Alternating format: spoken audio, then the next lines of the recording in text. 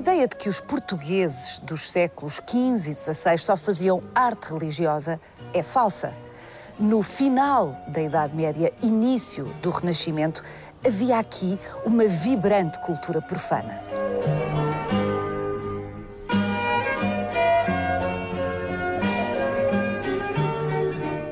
Em Évora, no Alentejo, existe o único exemplar de pintura profana do início do século XVI que se conhece em Portugal. É um conjunto excepcional.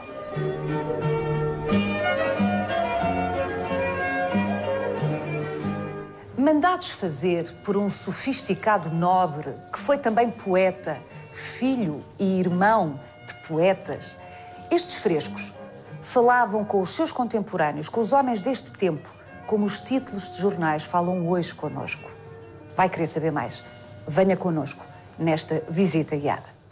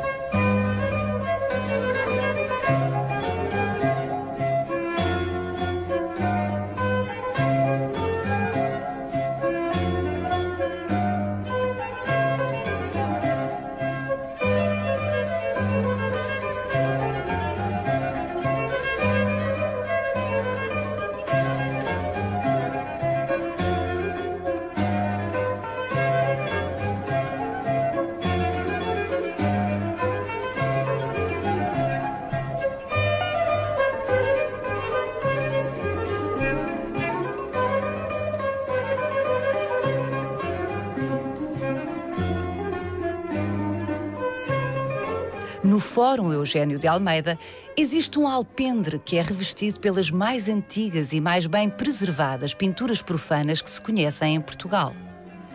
Nos inícios de 1500, este conjunto de frescos é designado por Casas Pintadas e constitui um caso da história da arte portuguesa. Como foi possível que estas delicadas pinturas sobrevivessem quase incólumes durante 500 anos? As casas foram compradas pela Inquisição. O edifício da Inquisição situa-se aqui à nossa direita. E estas casas ficaram para a residência dos inquisidores. E este pátio dividia esses dois mundos, se quisermos, a residência dos inquisidores e o edifício da Inquisição, de forma que era uma espécie de terra de ninguém que ficou mais ou menos desabitado, mais ou menos ao abandono até o século XIX, e isso permitiu que ninguém desse por isto, ninguém quisesse alterá-lo, e certamente permitiu que tenhamos aqui uma amostra do que devia acontecer também em muitos outros edifícios, desde logo nesta cidade. Na cidade de Évora. Estamos a falar de frescos do início do século XVI. A excepcionalidade é, desde logo, que eles se tenham mantido durante 5 séculos relativamente incólumes. Não se conhece em Portugal mais nenhum exemplo de frescos do início do século XVI em tão bom estado de conservação. É isto? Não, tudo o resto é completamente fragmentário. Há coisas religiosas, mas mesmo assim muito poucas desta época. E isto é um pouco o espreitar, passa a redundância, visualmente, para aquele mundo que nós conhecemos do teatro de Gil Vicente, da poesia do cancioneiro geral.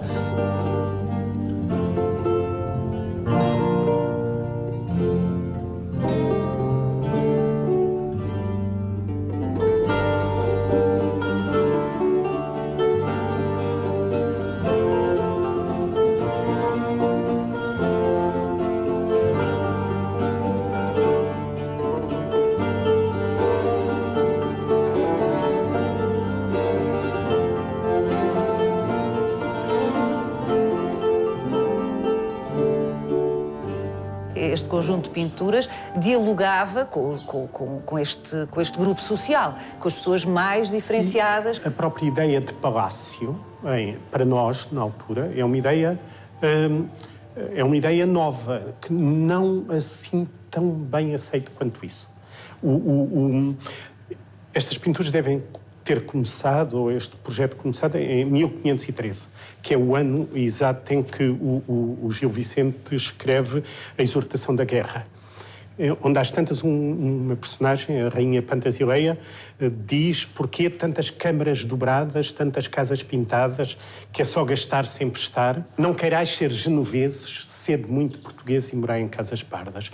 Ou seja, há uma ideia de que este viver palaciano é um estrangeirismo. É uma exorbitância, uma coisa... O que é vernáculo, o que era este viver na austeridade das casas pardas. Ora, para um dramaturgo como o Gil Vicente dizer isto, é porque havia este movimento de nobres ilustrados, de nobres estrangeirados, como quase sempre é a melhor cultura portuguesa, apesar de tudo, que introduz novidades e que introduz uma mudança que é imediatamente reconhecível na época. Para espreitarmos para o que era a vida palaciana nos inícios do século XVI, século XV, inícios do século XVI, de facto, as grandes fontes sempre têm sido os textos. A literatura. Os textos dramatúrgicos, no Sim. caso de Gil Vicente, a poesia, documentos. Esta possibilidade de vermos a cultura visual deste grupo social é que é o caso raro aqui.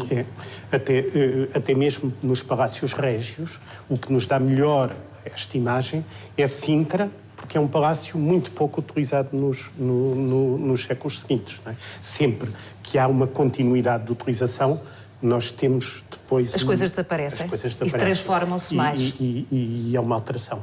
Este é um exemplo notável, único, não há nada entre nós comparável.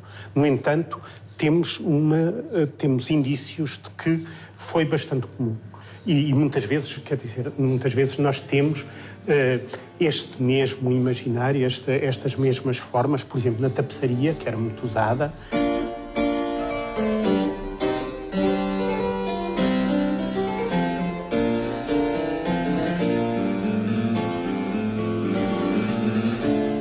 Em objetos comuns aparecem-nos o mesmo tipo de figuras estranhas, de figuras, o que chamamos grotescos. O Holanda chama-lhe pintura onírica, essa pintura de sonho.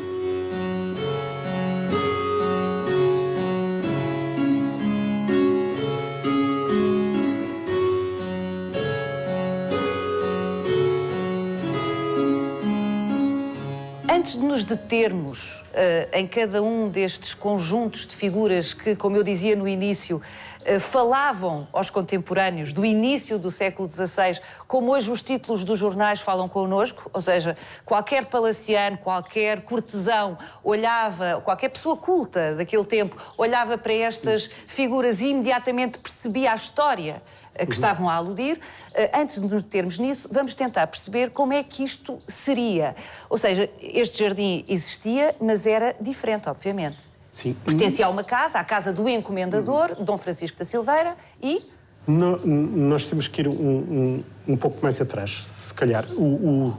Évora é uma cidade medieval que sofre a pressão, desde o meados do século XV, a pressão de ter cá, durante longíssimos períodos, a corte.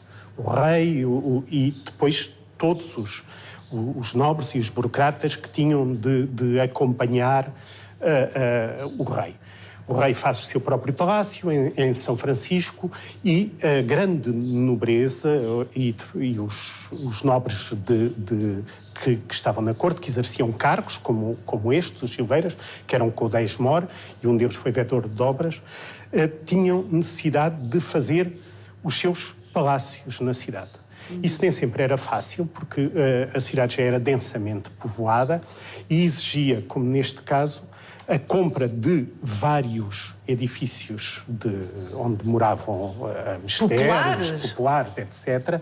E também a apropriação de espaços públicos que iam possibilitar a uniformização dessa mole. Aqui onde nós estamos, corria precisamente uma travessa pública que é utilizada por esta família dos Silveiras para fazer o seu horto, o seu jardim, no meio de casas que vão comprando a várias... Portanto, ou seja, isto já era um complexo que pré-existia à fase das pinturas, não é? Portanto, é transformado... Mas esta fase é completamente reorganizada. E eles criam aqui um jardim fechado, temos as casas com o pátio todas voltadas para um primeiro pátio, por onde entramos, e depois aqui um jardim à maneira medieval, que é sempre um jardim fechado. A porta por onde entramos é pequena, estreita, temos que nos baixar, quase que não cabemos, porque isso é o essencial. O jardim é um local onde o mistério se descobre, onde se está à vontade. Em toda a literatura medieval, quando o cavaleiro tenta entrar no jardim fechado, tem que dar voltas, tem que procurar o postigo por onde entra é obscuro, por vezes fazem-lhe umas perguntas para saber se devem abrir a porta, se não devem. Uma espécie de segredo bem guardado. É essa a ideia do segredo. E isto de recolhimento, o espaço para meditação ou para o amor? Espaço para meditação ou para o amor, sim. É exatamente esses dois espaços. O honesto ócio, aquele em que se está sozinho perante a natureza, sozinho perante os seus sentimentos, mas onde a aventura amorosa é possível, quer seja o amor cortês, o amor doseado pelos ideais de cavalaria, quer seja um amor mais venal, que também nos aparece muitas vezes na literatura e que aqui estas pinturas fazem referência. A forma mais correta, talvez, de definir este alpendre a dar para o jardim é o que vários pintores do Renascimento italiano chamam exatamente loggia di giardino, ou seja, uma lógia, um alpendre de jardim. E esses dois exemplos, essa lógia de jardim é o sítio onde as pinturas profanas, há uma crítica à Capela Sistina do Miguel Ângelo que diz que aqueles nus todos estavam melhor era numa lógia de jardim e não numa igreja. É esse o sentido. Não é que este tipo de pinturas em palácios desta fase, finais do século XV, inícios do século XVI, fossem raras. O que acontece é que não chegaram até nós. Mas neste contexto social isto era frequente. E era frequente exatamente pinturas mundanas que aludiam a temas profanos a dar para um espaço onde precisamente os cavaleiros, os nobres, amavam ou meditavam. Sim, sim. Vamos ver um por um os painéis? Vamos. E o que significam. Este tem uma garça em posição, enfim, central e com algum destaque, e aqueles pássaros falcões. São falcões. Falcões e falcões domésticos, eles têm todos guizos, não são falcões selvagens. É um tema, se quisermos, é o tema mais recorrente, mais conhecido, a metáfora mais divulgada da relação amorosa no sentido cavaleiresco. É o combate entre o falcão e a garça, é a metáfora mais espalhada dessa tentativa de conquista da dama. Portanto, a garça é a dama. E os falcões, quem são aqueles que os tentam cavaleiros. Chegar ao seu amor. Isto porque era perigoso. Muitas vezes ganhava a garça e os falcões ficavam feridos. Era um combate que se dava numa altura elevadíssima. Tem a ver com o tal ideário do amor cortês. É, a idealização e a perigosidade emocional. Há uma canção que é cantada na Comédia de Rubena, do Gil Vicente, que diz Falcão que se alça com a garça guerreira, perigo se espera. É recorrente, há imensos livros de horas, imensas representações pintadas deste combate entre a garça e os falcões. Só conseguem apanhá-la se forem num jogo, aqui estão 3, por exemplo, e enquanto ela se defende de 2, há um terceiro que a ataca.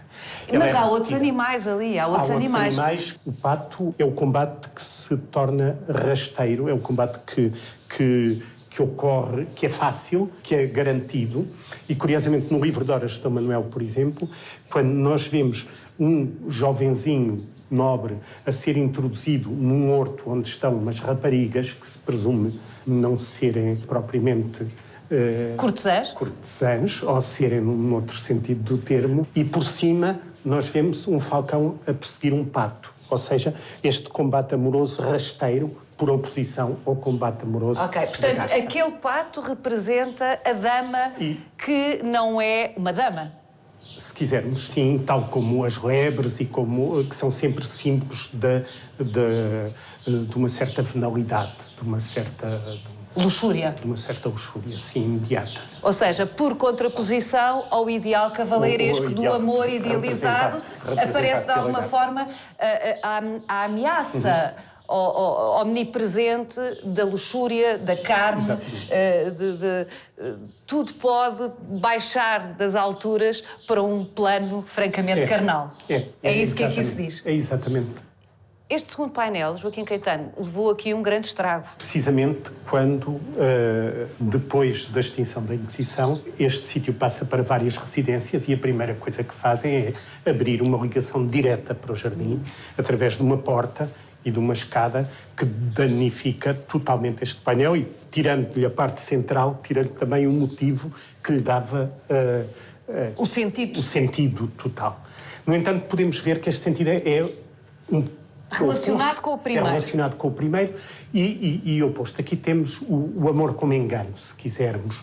Novamente, o falcão com guizos, com aqueles fios pendurados, que combate um pato muito rasteiro. Esta forma que corresponde à ideia do amor mais rasteiro, mais venal. E depois, as sereias, tanto em ave como em peixe, os cabelos longos, as joias. Esta tem um pente, na outra mão teria certamente um espelho. Há várias gravuras que mostram aqui. Por isso são sempre o emblema da vanidade, da vaidade.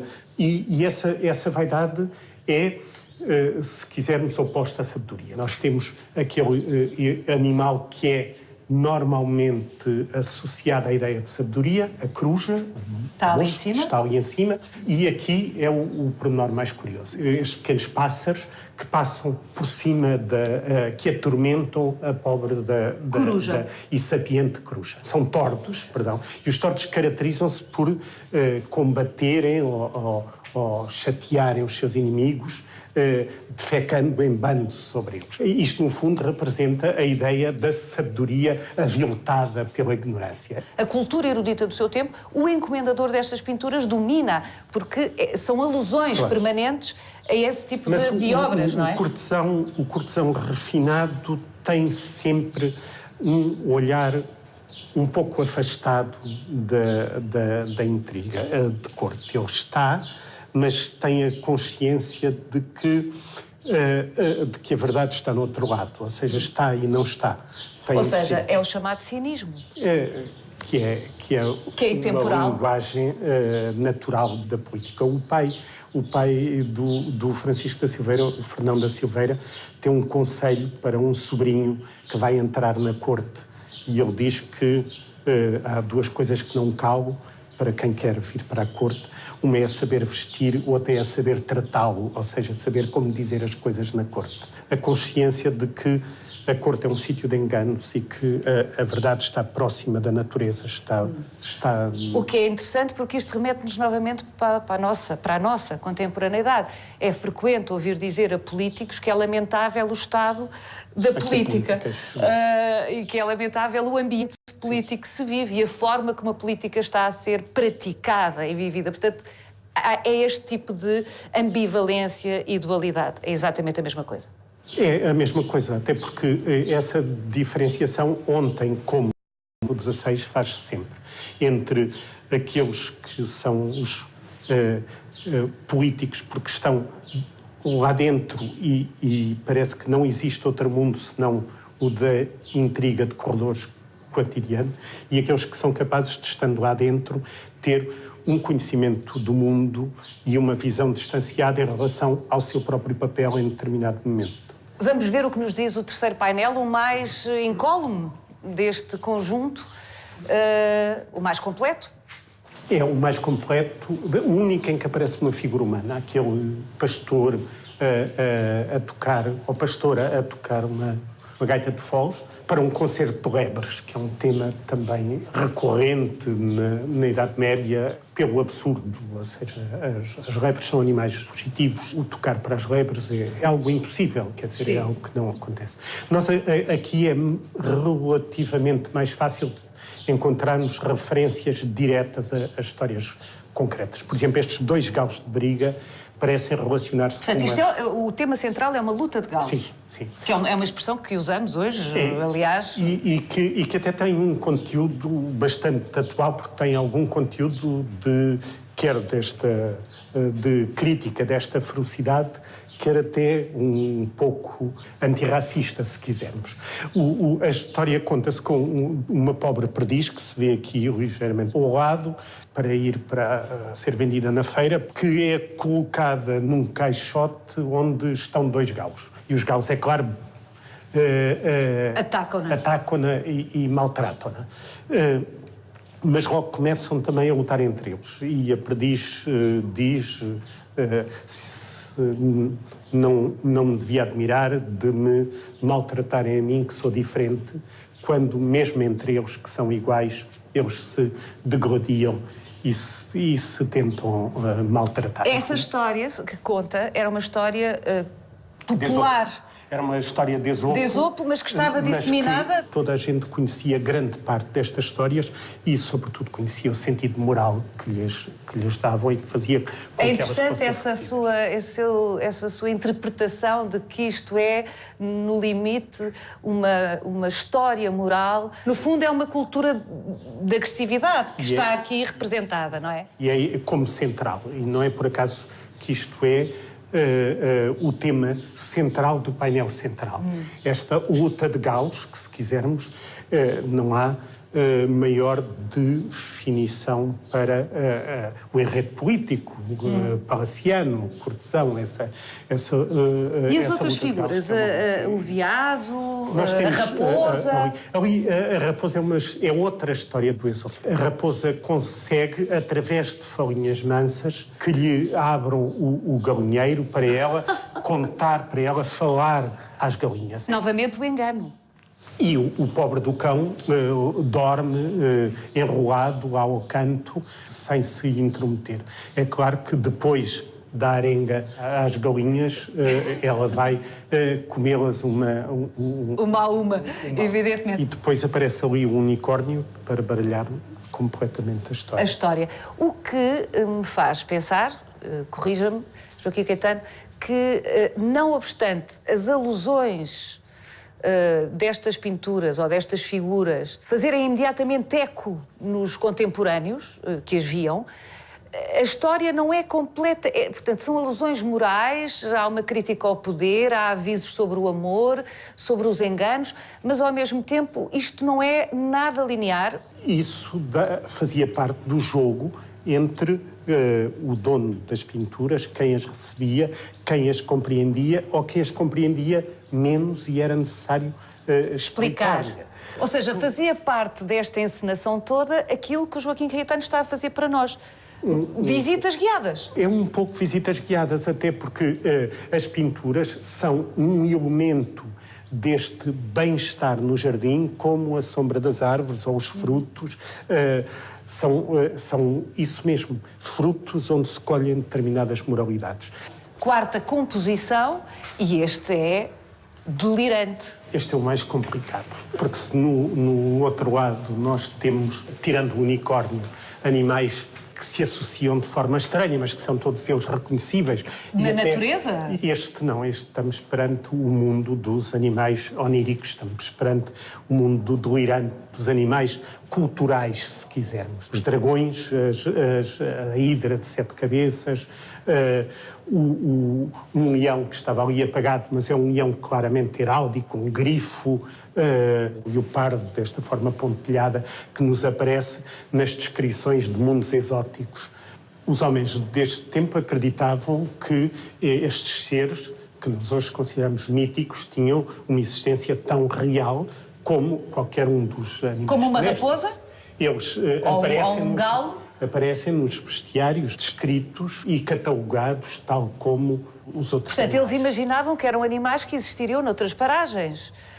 Longínquas. Longínquas, sim. E esse mundo, ainda por cima, que é o mundo que se está a descobrir nesta altura, correspondia sempre à possibilidade de, mais cedo ou mais tarde, nos depararmos com estas figuras fantásticas, que, no fundo, para eles, eram tão fantásticas como uma girafa, daquelas que, nesta altura, existiam no Jardim do Paço da Ribeira, ou que tinham sido trazidas, exatamente. Ou o rinoceronte. O fascínio pelo exotismo começa aqui. Que são animais que são até diplomaticamente utilizados para ofertas por toda a Europa. Quando nós olhamos para esta figura central, para a Hidra das Sete Cabeças, para nós e para qualquer contemporâneo destas pinturas, aparece-nos logo como visível o Apocalipse, a Hidra de Sete Cabeças descrita por São João no fim dos tempos e que encarna em si todos os pecados. Mas não era essa a única leitura possível. A Hidra das Sete Cabeças é a representação do homem que tem demasiadas, como eles diriam na altura, demasiadas amigas.